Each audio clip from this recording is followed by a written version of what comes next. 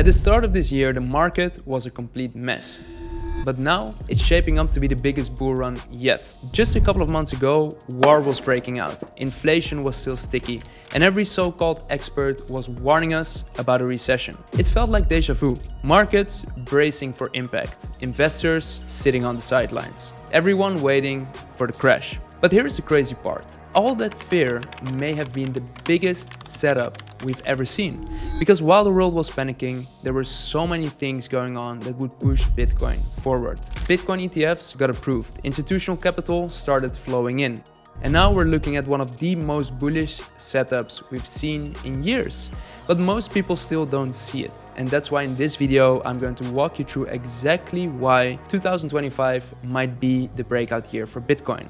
What the data is showing and what the insiders are doing to set themselves up for life-changing wealth. And if you like videos like this one, these analysis type videos, then make sure to hit the like button and subscribe to my channel. It really helps to grow the channel and it will allow me to continue to provide you guys with value like this. So let's dive in. Urgent update, we're just months away from a massive Bitcoin supply shock, and this is going to change everything.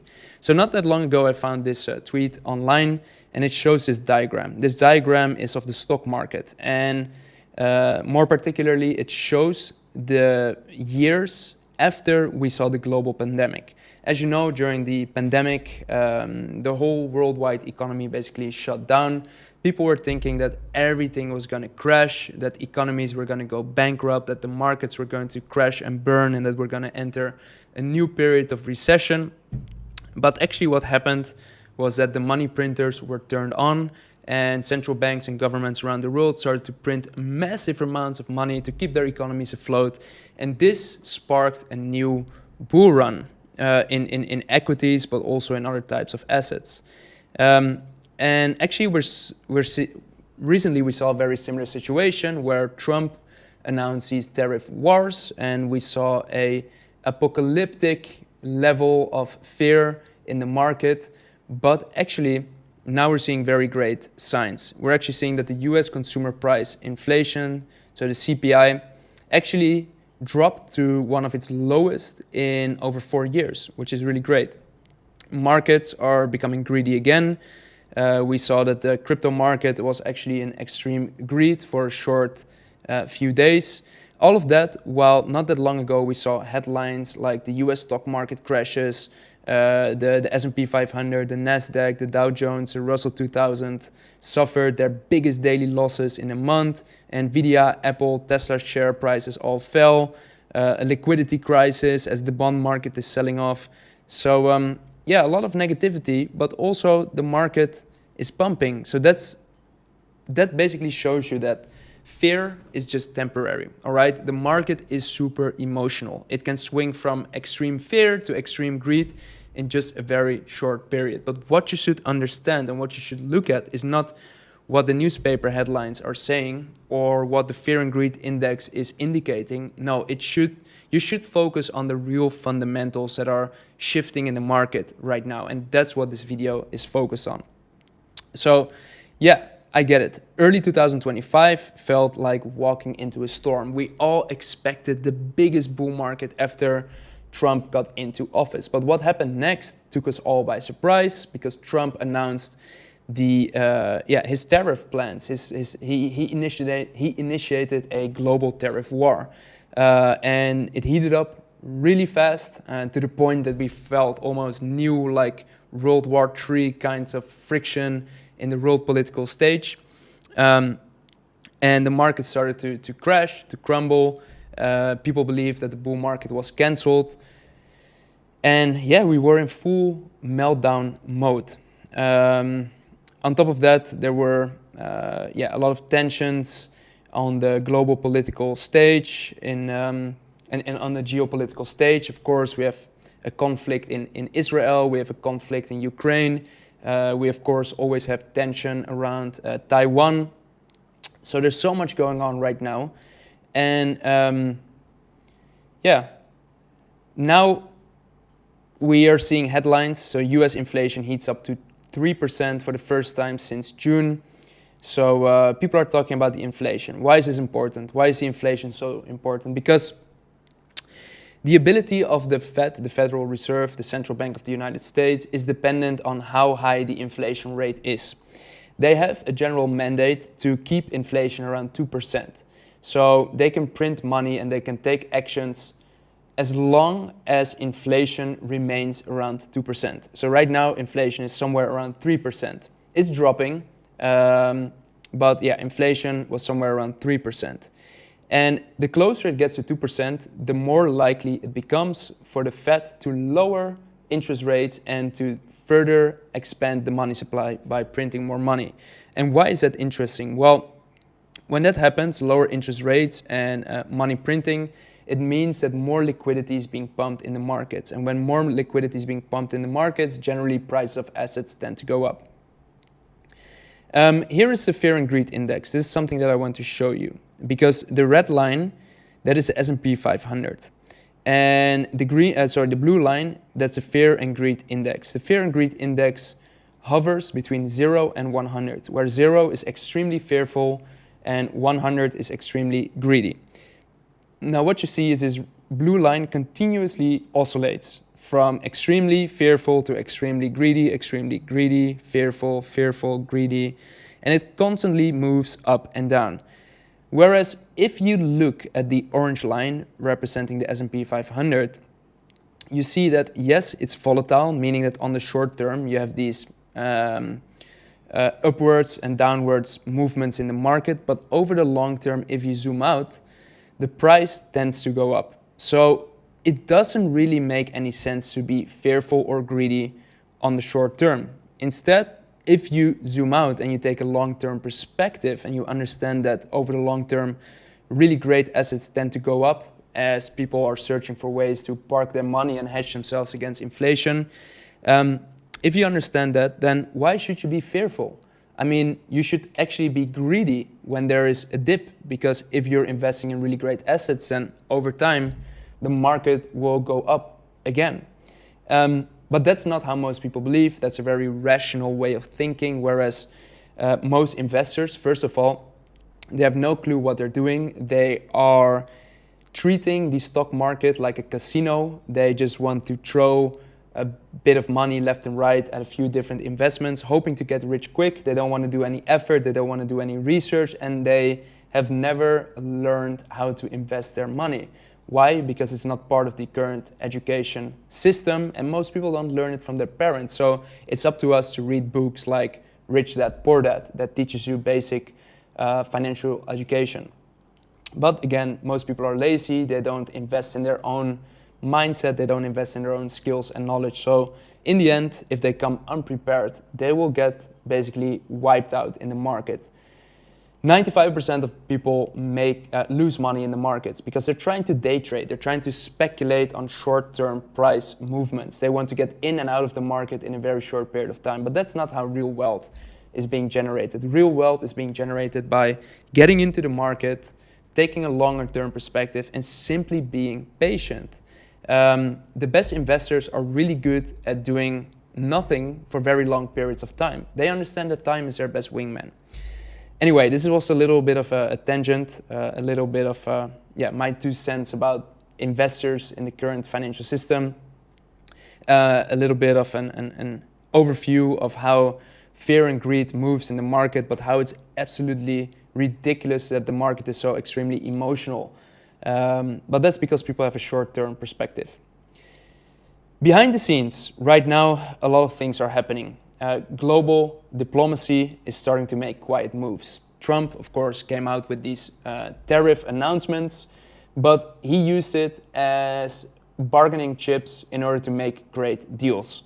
So we're seeing that peace deals are being made, trade deals are being made, and that power is being shifted right now.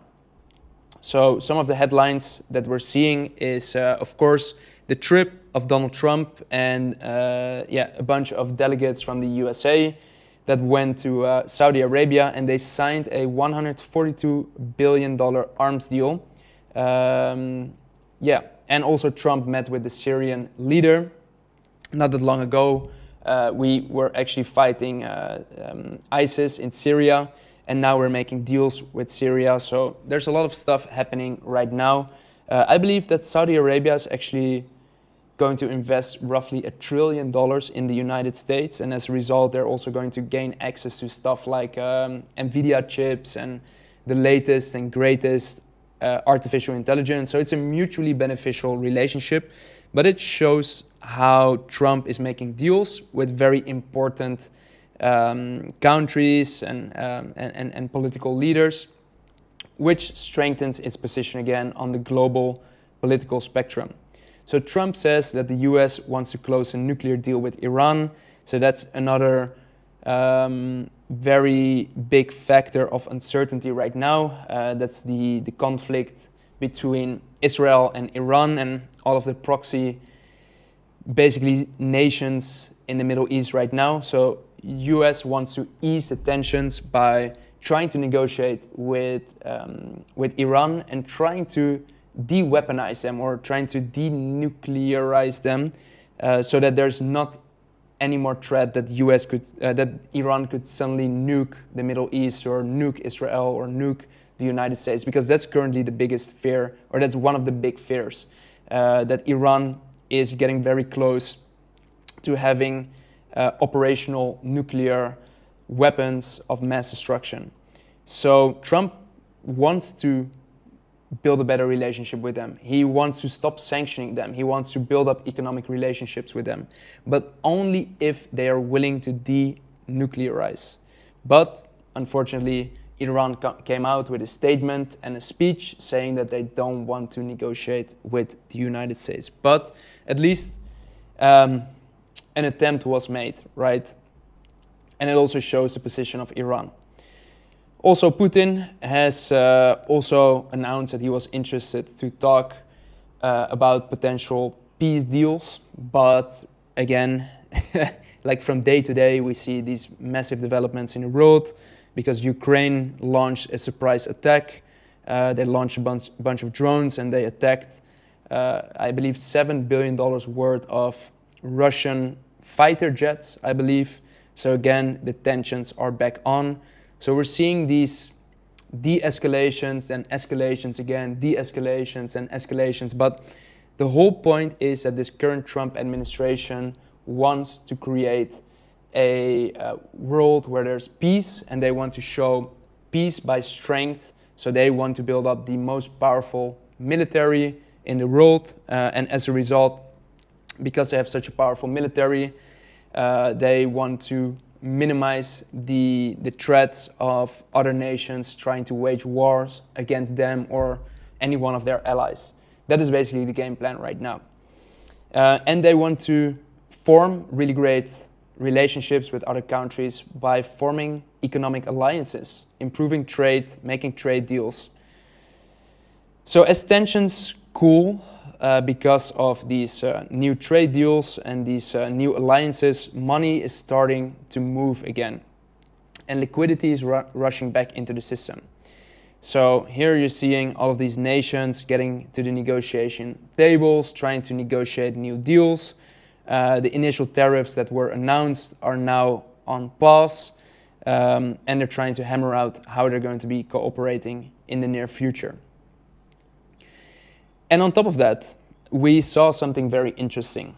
And this needs to be noted right now because the United States is having a very big problem. They have around $36 trillion of national debt. And that national debt needs to be refinanced, meaning that they need to borrow more money to pay off the old debt.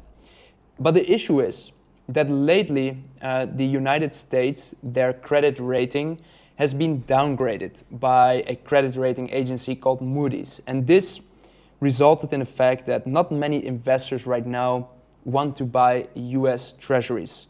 So who is the buyer of last resort? That's the Federal Reserve, the US Central Bank. And the US Central Bank recently, quietly, bought around $43.6 billion in treasuries in just 4 days.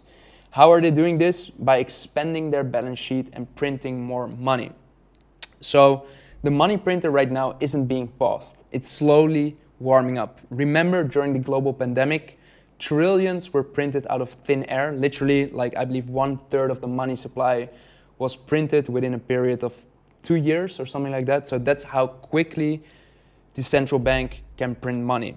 So the rocket fuel is being pumped into the system right now, and this is going to trigger the next leg up for Bitcoin, because Bitcoin is one of the strongest proxies for liquidity. What do we mean with this? Well, if you look at global liquidity, and we're going to look at this chart in just a bit, then Bitcoin tends to track global liquidity with a 6-month delay. So if global liquidity, meaning the global money supply, tends to expand because governments around the world are printing money, then usually a lot of that money flows straight into Bitcoin. And Bitcoin's price literally tends to follow the chart of global liquidity. And this chart has skyrocketed lately. So here's another headline: historic US-UK trade deal draws praise. So on Thursday, May 8th, the 80th anniversary of Victory Day for World War II, President Trump and Prime Minister Starmer delivered a major victory for US-UK trade relationship. So they were the first big trade deal that the US negotiated. And they are expecting to make trade deals with over 80 different countries in the next few weeks or months, actually. And that's what we want. We want to see uncertainty turn into clarity, because the markets, they don't like uncertainty. They want clarity, they want predictability. And recently there was a lot of uncertainty, but slowly that is being changed. Slowly we're starting to see the outcomes of all of these moves and actions that the Trump administration has taken. And as a result, we also see this chart, so US inbound foreign direct investment, so meaning the number of projects and the number of and the amount of money that's being pumped into the United States. So we're seeing here the capital expenditure, so how much money is being pumped in the United States. Over time, we saw an increasing trend line. We saw a little bit of a drop between 2022 and 2023, but the goal of the United States right now, or the goal of the Trump administration, is to increase the investment in the United States. And that's also what we saw with the Middle East trade deal. So when Donald Trump went to Saudi Arabia, they signed, I believe, $1 trillion deal. So Saudi Arabia is going to invest $1 trillion in the United States into strategic projects. And yeah, the US wants to attract even more foreign investors to come to the United States, to produce products over there, and to boost the US economy. And the US economy is a really important economy because it's one of the largest consumer markets out there. The US is really a consumption economy, and it's a credit economy. So people borrow a lot of money in order to buy a lot of goods and services.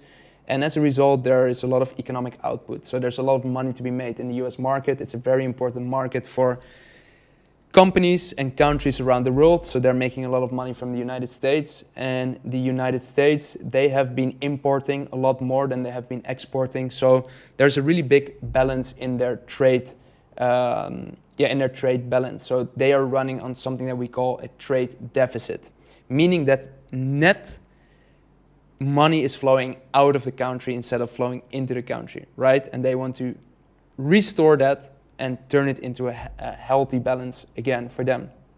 So guess where a lot of that money was going? Where was a lot of that money going? To China. But big money is buying hard again. So here you see that between, January to February, so Q1, early Q1, the first part of Q1, we saw around $5.7 billion flow into Bitcoin spot ETFs. The second half of Q1, we actually saw a big drop. So we saw that $5.3 billion flew out of the Bitcoin spot ETFs. And now we're seeing this increase again. So Bitcoin spot ETFs are buying again. Actually, if you could extrapolate this chart and you could update it with the most recent data, not only Q1, but also Q2, then you'd see that Bitcoin spot ETFs are now at all-time high holdings. So we've seen a lot of inflows after Trump started to announce the pauses on the tariff wars and the tariffs that he placed on other countries, and when uncertainty started to turn into clarity and peace of mind, then investors started to pump billions into the market again. And a lot of that money is flowing in Bitcoin right now because Bitcoin is still positioned as one of the best inflation hedges right now. Because remember, the central banks are printing again. China's printing, the United States is printing, Europe is printing, the UK is printing. So much new liquidity is being pumped into the market right now. And with new liquidity, it generally means that the price of Bitcoin tends to go up. So here's a platform called the 𝗗𝗶𝘀𝗰𝗹 tracker, and it's tracking whale activity on the Ethereum and the Binance Smart Chain.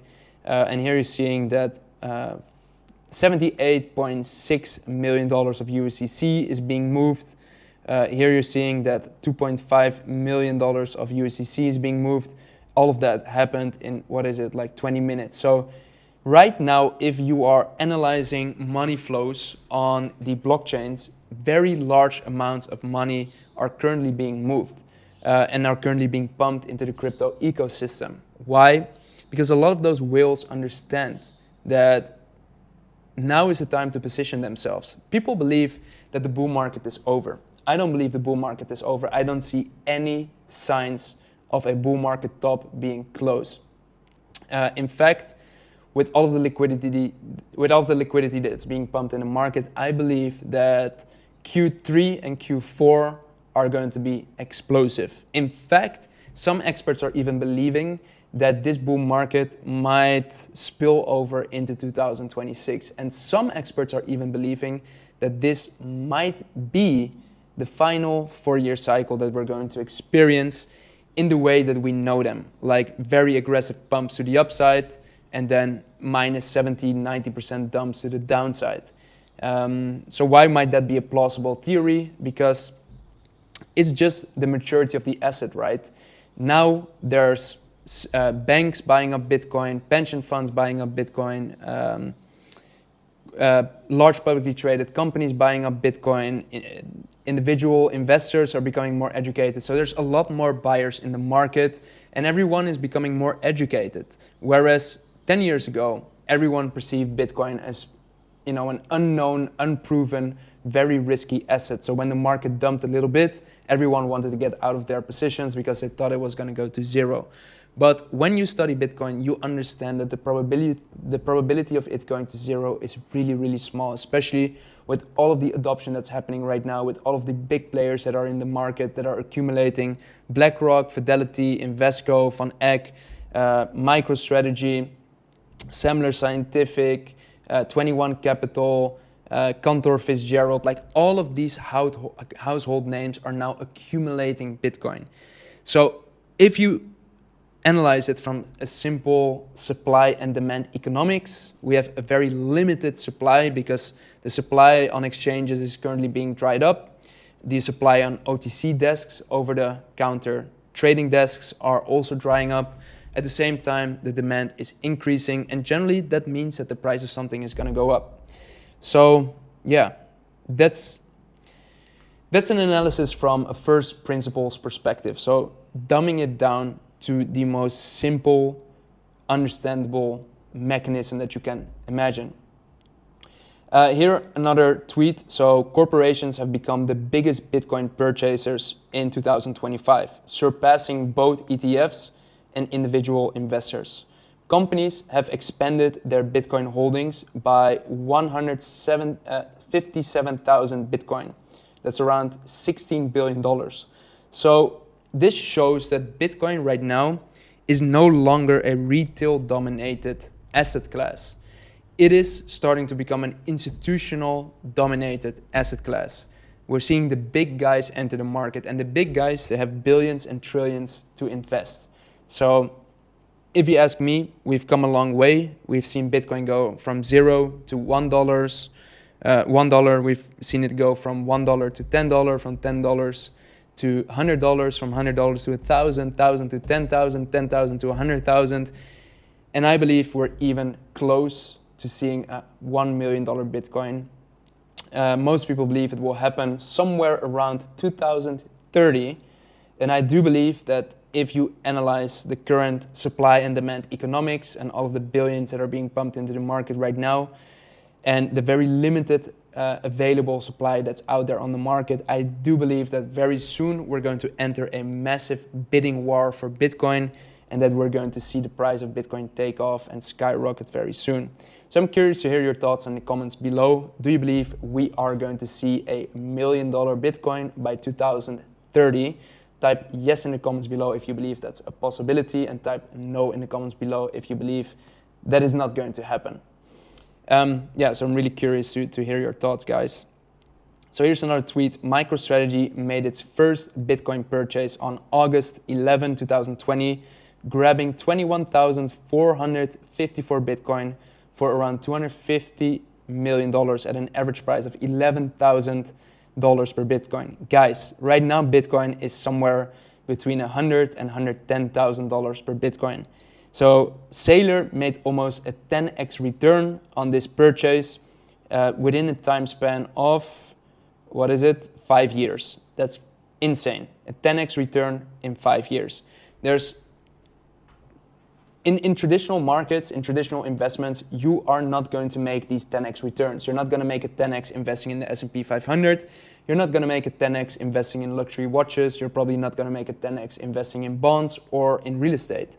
But with Bitcoin, these kind of returns are possible. And in fact, I believe that Bitcoin will keep on growing very rapidly. Why? Because it's one of the only truly scarce assets out there. You can issue more bonds, you can buy more houses, you can issue more shares, you can print more money, you can make more luxury watches, but you can't create more than 21 million Bitcoin. And that's exactly what Michael Saylor and all of those institutions understand. So in a world where the money supply is being expanded so rapidly, everyone is searching for something that's truly scarce that will protect themselves against inflation. And even banks, which were the biggest critics of Bitcoin, have now stopped pretending to be on the sidelines. They are now accumulating Bitcoin rapidly as well. JP Morgan is buying, Goldman Sachs is buying, and on top of that, we're seeing all of these financial institutions coming out with Bitcoin-backed loans. So these are loans where you can deposit your Bitcoin, and instead of you having to instead of you having to sell your Bitcoin, you can borrow against the value of your Bitcoin, so that you can still can take cash out of your Bitcoin without having to actually sell your Bitcoin. And you can then use this cash to either buy more Bitcoin or, for example, to buy real estate, or maybe you just want to take a little bit of profit so that you can fund your lifestyle. So Bitcoin-backed loans, I was recently at the Bitcoin 2025 conference in Las Vegas, and this was actually one of the biggest teams out there. So this seems to be a really big trend. A lot of individuals and companies want to extract some liquidity from their Bitcoin positions. So Coinbase is one of those companies that's offering Bitcoin-backed loans. So you can borrow USDC against the value of your Bitcoin without having to sell it, right? Also, one of the advantages of borrowing against your Bitcoin instead of selling your Bitcoin is that you don't have to pay any capital gains, because you're not actually creating a taxable event. You're not actually selling anything, so you don't have to pay taxes on your profits, on your realized profits, right? So that's one reason why you want to borrow against your Bitcoin. Here, Jack Mallers, so he is the CEO of Strike and also the CEO of one of the largest Bitcoin acquisition vehicles out there called 21 Capital. And again, he's also really bullish on Bitcoin-backed loans. So you can borrow cash against your Bitcoin as a collateral. You don't have to sell it. There's no credit check that you need or lengthy approval processes. You don't have to give up future upside potential. If Bitcoin continues to grow faster than your borrowing cost, your asset appreciates faster than your debt. In other words, the gains from holding Bitcoin can more than offset the interest on your loan. The journey towards hyper-Bitcoinization. Like I mentioned, there's many more vendors of Bitcoin-backed loans out there on the market. So Coinbase, Strike, Arch, that's a company where Mark Moss is actually involved in as well. And there's a bunch more out there. So if you type in Bitcoin-backed loans on Google or YouTube or even ChatGPT, you'll find a list of companies that offer them. Also, we're seeing banks are getting involved. So Kinexys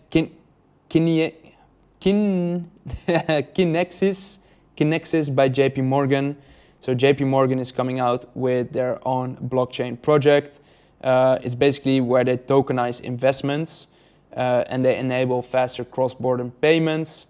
And this is their blockchain infrastructure. So JP Morgan, guys, JP Morgan was one of the biggest critics of crypto, right? And now they're FOMOing in. They have stopped pretending to hate it. They're actually embracing it.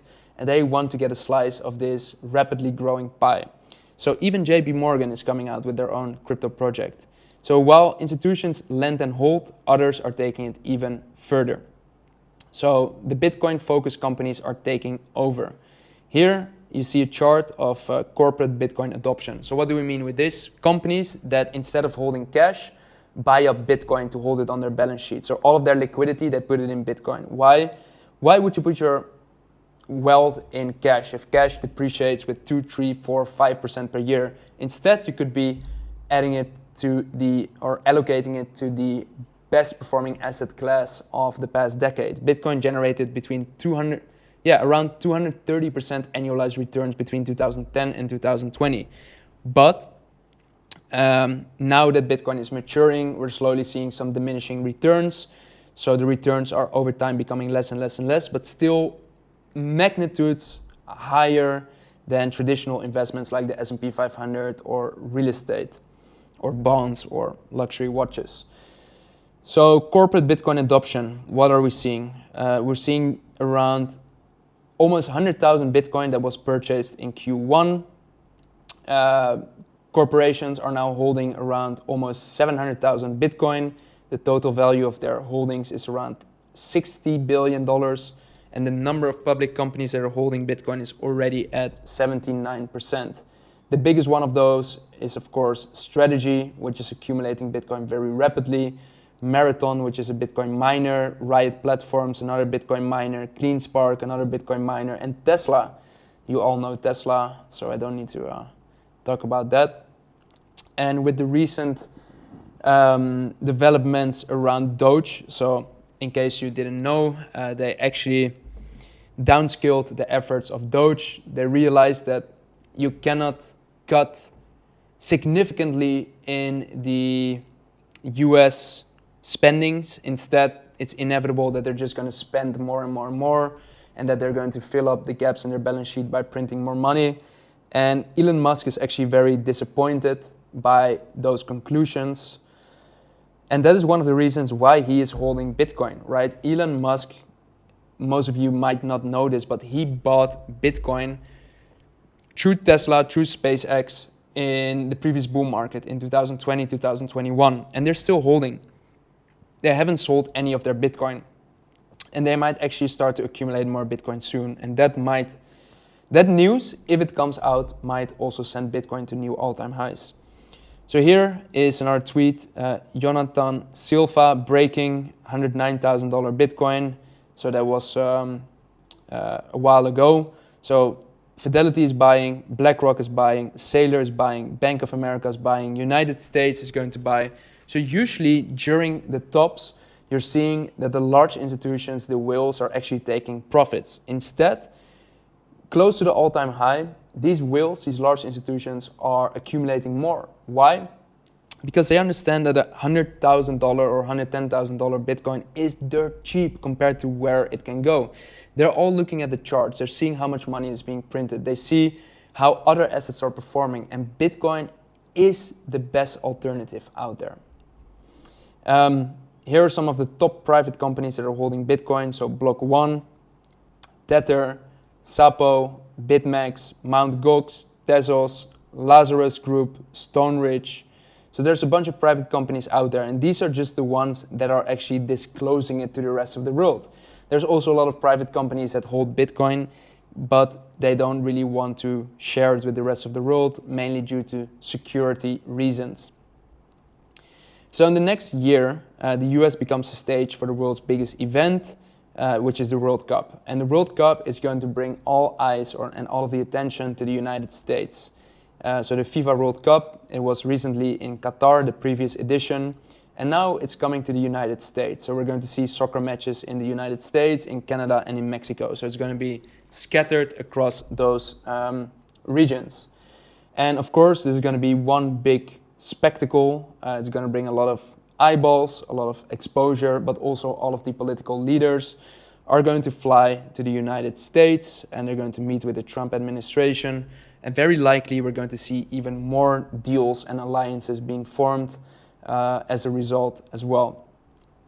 So if we're putting all of it together, we're looking at the perfect storm of opportunity. Bitcoin has never looked this ready to explode to the upside. So here you're seeing a bunch of different models out there.